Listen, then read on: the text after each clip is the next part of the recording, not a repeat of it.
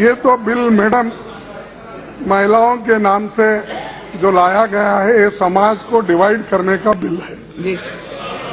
और समाज को जोड़ने के बजाय समाज को तोड़ने का बिल है। और दूसरा, ये बिल संविधान के बहुत से सिद्धांत के खिलाफ है। तीसरा, ये बिल मुस्लिम पर्सनल लॉ का भी वायलेशन है। चौथा, ये bill article 14 right to equality जो देती है, यानी कि हर कोई कानून की नजर बराबर होता है, ये बिल आर्टिकल 14 के खिलाफ है, क्योंकि एक मजहब के पतियों के खिलाफ धर्म के आधार पर भेदभाव करता है। पांचवा, आर्टिकल 15 कहता है कि रिलीजन, रेस, कास्ट, सेक्स और प्लेस ऑफ बर्थ के आधार पर किसी के साथ भेदभाव नहीं किया जा सकता। ये बिल आर्टिकल 15 के खिलाफ भी है। आर्टिकल 21 जो राइट टू लाइफ के मद्देनजर सरकार ऐसे कोई लॉ या प्रोसीजर नहीं बना सकती जो आर्बिट्ररी और अनरीजनेबल है। और आर्टिकल 25 के खिलाफ भी ये बिल है। हर व्यक्ति को धार्मिक स्वतंत्रता देता है, यानी कि freedom to profess, practice and propagate any religion.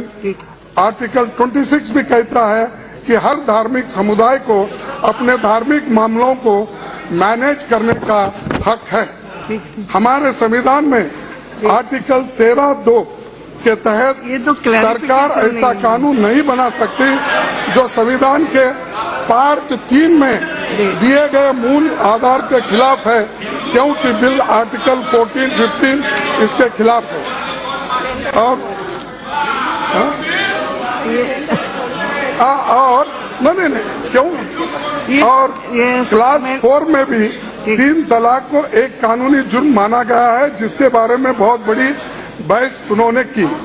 और ये जो है ये तो जेंडर इक्वालिटी की बात यहाँ पर हो रही है। हम उसके लिए तो जेंडर इक्वालिटी के फेवर में हमेशा बात करते आए और मदद की है।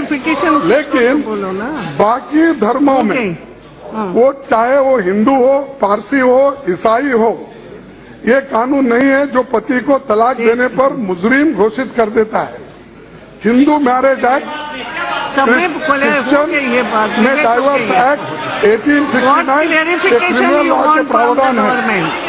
एक मिनट भाई सुनो, मैं तो ज्यादा वक्त नहीं ले रहा। और क्लास 7A में 3 तलाक का जुर्म अभी भी कॉग्निजेबल ऑफेंस है। और 7B में ये कंपाउंडेबल ऑफेंस भी है। मौजूदा कई कानून हैं जो महिला सशक्तिकरण करते हैं। सेक्शन 125 CRPC की धारा 125 के तहत महिला खुद के लिए और अपने बच्चों के गुजार के लिए भत्ता मांग सकती है। डोमेस्टिक वायलेंस की धारा 24 के उनमें संशोधन करने के भी महिलाओं को भला हो सकता है। तो इतने कानून, मैडम स्पीकर, इतने कानून हमारे पास है। और ये जो आर्टिकल 13, 14, 15 और 21, ये जो 25 इसका वायलेशन किया है और ये बिल उसके तहत नहीं है।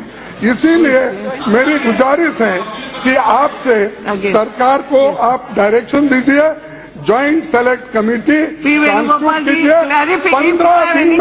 15 दिन में ये रिपोर्ट आने के लिए आप अगर सरकार इस बात को नहीं मानती है। मैडम स्पीकर, मेरा कहना इतना ही है कि सभी लोगों का मत है कि ज्वाइंट सेलेक्ट कमेटी को भेजना, चाहे वो AIADMK हो, चाहे BJD हो, TMC हो, CPM, CPI हो, मुस्लिम लीग हो, सभी इस बात को अगर नहीं मानते हैं तो यहाँ पर बैठ के उनके भाषण सुनने के लिए नहीं आए हैं, हमारी बात को मनवाने के लिए आए। अगर ये बात नहीं मानते हैं तो हम वॉकआउट करते हैं।